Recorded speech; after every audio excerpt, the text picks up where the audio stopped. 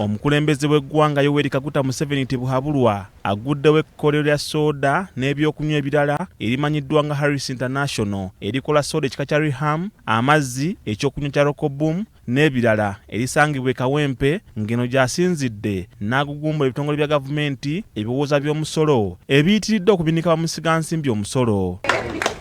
Now finally, this is now a warning to the government people, including finance.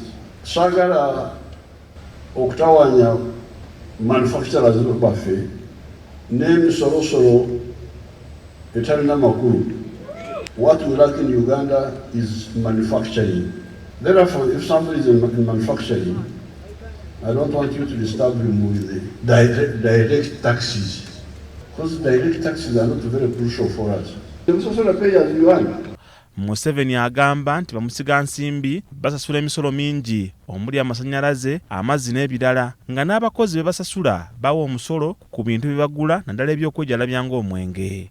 If somebody builds a factory like this one and he employs 2,000 people and he pays them, I know the Bannamakolero bamanyi bw'afuna akasente bw'ati addukira mu bbaala.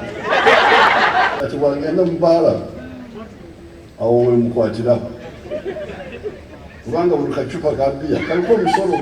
Museveni era avuumidde n'abakulembeze b'amawanga abazingamya enkulaakulana mu mawanga ge bakulembera nga bayita mu kukutoggera bamusigansimbi. But he can't do it in Lebanon because Lebanon was poisoned by bad leaders. But then you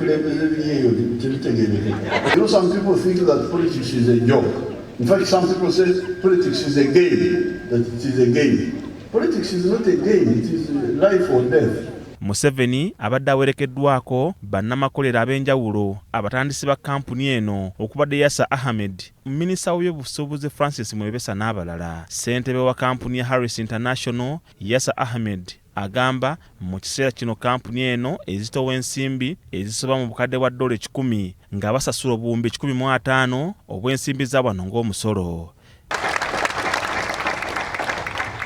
The total investment for what you can see here is almost $100 million.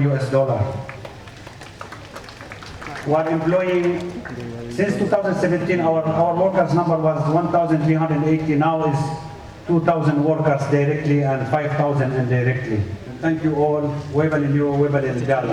Yasa ategeezezza omukulembeze w'eggwanga nti kampuni eno erina abakozi abasoba mu 2,000 ng'ebitundu ebisinga obunene Bannayuganda. Richard Mwanje, BBS Terefayina, Ageesigika. Weewaawo Obwakabaka bwa Buganda bwanjulira